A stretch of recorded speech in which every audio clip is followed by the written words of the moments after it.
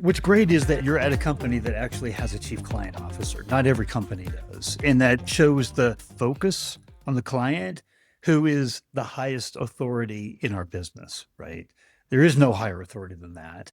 And I'd love to just kind of have us start out our conversation with your client first or customer first philosophy.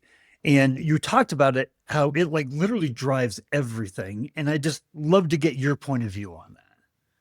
Well, it does drive everything. From a college or a university perspective, it is the student. Yeah. From the industry, whether it's microwaves, whether it is technology, AI, it doesn't matter. It's your client, it's your customer. And if the customer is telling you something repetitively about your product or your people and you're not listening, then you're not doing your job. And unfortunately, chief client officers are not the most popular people in their environment, in their world. And sometimes we are the first expenditure that can be cut because people say we won't impact the bottom line, when in fact, we should be the first hired and the most listened to.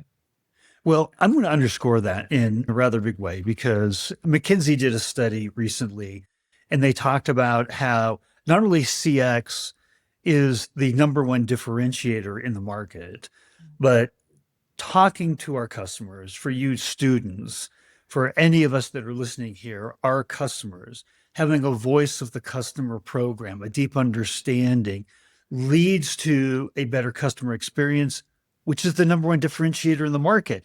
So the idea, and I cringe when I hear it because I talk to executives all the time that are in support and CX, and we feel like we're a support department, that we don't have a seat at the table, yet we represent the highest voice of authority in the business. How do you combat that? You've obviously had time and you have the stature and the position to do that. How do you prove our value internally, or how do you even start down that path? Steve, I think from a prior conversation we had, any and everything I think and say goes back to data.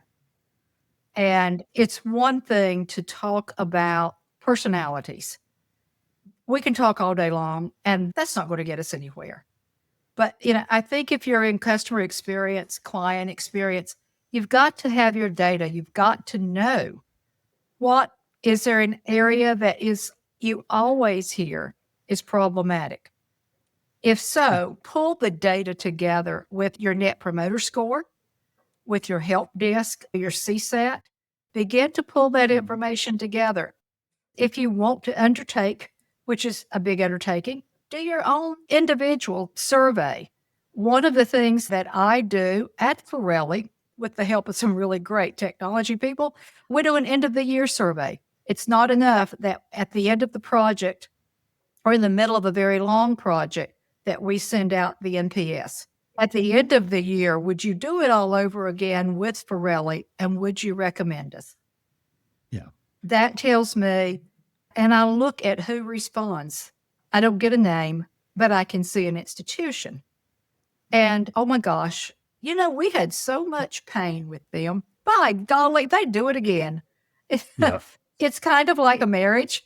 At the end of each year, when you celebrate that anniversary, do you look at one another and say, I'd pack my bags and travel with you all over again? I think it's the data. In working with people, you're not trying to get someone. It's not a personality trial or a personality pageant, but you really want to make your product, whatever it is, better.